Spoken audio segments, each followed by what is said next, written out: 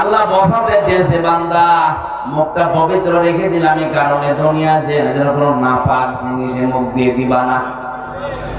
বলেন তো শুধু পায়খানা এটাই নাপাক? বলেন হারাম সম্পদ উপার্জন করে ওটা দিয়ে ইলিশ মাছ কিনে খেলে ওইটাও পায়খানার মতো নাপাক। এদেশে তো এরকম মানুষ নেই।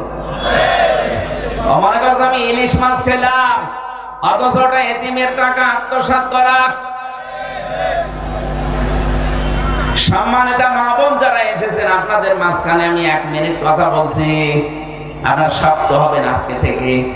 যার স্বামী, যার বাবা, যার গার্জিয়ান বৈধ বাদ দিয়ে অবৈধ কোন ইনকামে পা বাড়াবে, আপনি তাকে শক্ত করে ধরে শিক্ষা দেবেন, বলবেন দেখো তোমার যতটুকু ইনকাম আছে তুমি নিজেও দোয়া করো আমাদের জন্য, আমরাও করেছি, এতটুকুনি আমরা যেন সন্তুষ্ট থাকতে পারি।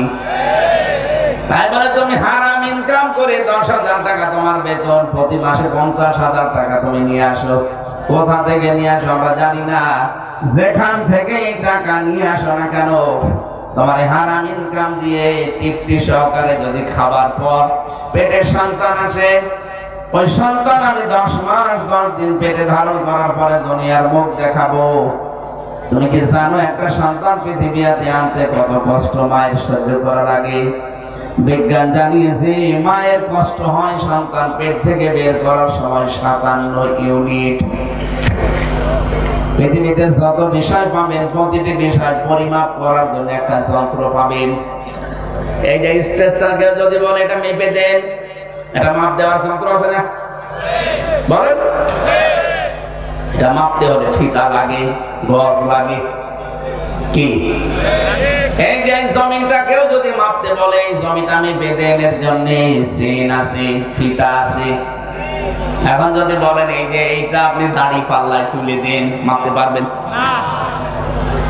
পৃথিবীর প্রতিটি জিনিস পরিমাপ করার যেহেতু যন্ত্র আছে, বিজ্ঞান মানুষের কষ্ট পরিমাপ করার জন্য একটা যন্ত্র বের করেছে, তার নাম ইউনিট দিয়ে মাপা হয়। আমরা যারা পুরুষ মানুষ দুনিয়ায় আছি, যত শক্তিশালী পুরুষ হন না কেন, যত শক্তিশালী পুরুষ হয় পৃথিবীতে সর্বোচ্চ 45 ইউনিটের বেশি কষ্ট সহ্য করতে পারবেন না। 45 ইউনিটের পরে আপনি মরে যাবেন যদি কষ্ট দেওয়া হয়।